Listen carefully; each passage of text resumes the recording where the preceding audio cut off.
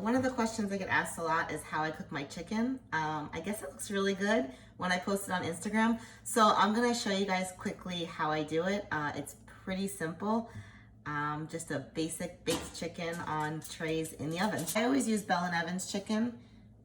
You can get it at Whole Foods, Fairway, a lot of other places carry it. I use the thin sliced chicken breast or the chicken tenders. And this is the only chicken that I will use to cook with. I'm pretty picky.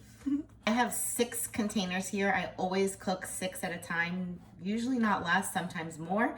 I cook in bulk and then I put some in the fridge and some in the freezer for the rest of the week or end of the week, whenever I use it. Okay, I'm also really, really weird and won't touch chicken with my hands.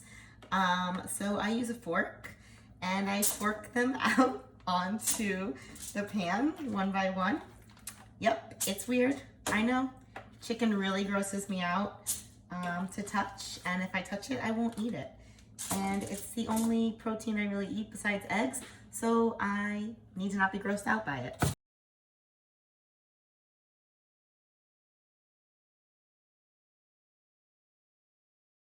I've got 4 packs of chicken here on these 2 trays now. I'm just gonna turn the oven on to 400 and let it heat while I spice them. So I use Pam olive oil spray, and I spray all the chicken lightly.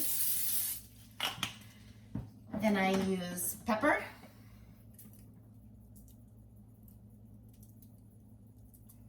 Just shake it on. I don't measure anything, unlike my mother. All right, then I use paprika. Shake it on. I like a lot of paprika.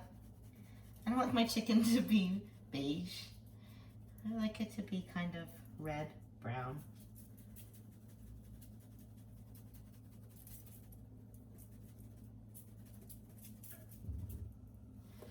All right, next up, one of my favorites, garlic powder. Just shake it on. Same on the other one. All of my cooking is very simple. Then I use onion powder.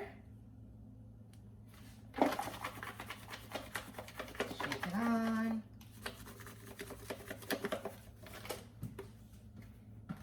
And sometimes I'll do a little bit of cayenne pepper. I'm not going to today. And the other thing I use is this feisty fish rub. I think you can get it at Fresh Market or Amazon, any of those places. And it's just like a blend of spices. So I just shake this on and I put this in the oven for 30 minutes on 400 degrees. The thinner cutlets, they cook really quickly.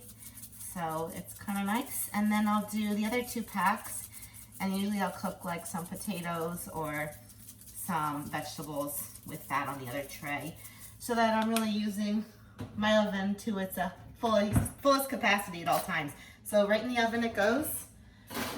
I know it's probably not at 400 yet, but that's okay. I put my timer on for 30 minutes, and then I just wait, and I'll freeze about half of that, and I'll put the rest in the fridge. I should also mention that I don't put salt on my chicken because I measure out all of my salt for the day in here in the night before or the morning of. So I have all my salt here, and I salt my food after it's cooked. It's just the way that my coach and I have been doing it. It works for me, and it's easier for me to take into account how much salt I'm using for the day and make sure that it's the same every day.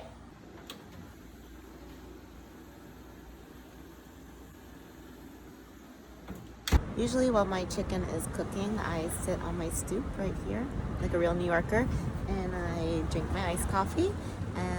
I wait about 30 minutes, put my timer on, and enjoy the beautiful weather and people watching. And then I go back in and probably cook another round and another 30 minutes out here, and then I'm done. Well, chicken's all done. I'm gonna take it out of the oven carefully without burning myself, because I tend to do that. So you can see it's just baked, easy baked chicken. I usually put them in Tupperwares, glass Tupperwares, and then I put some in the fridge and some in the freezer. But because I'm packing this for Ohio, for the Arnold's. I'm gonna put it on a plate and let it cool before I put it in a plastic baggie.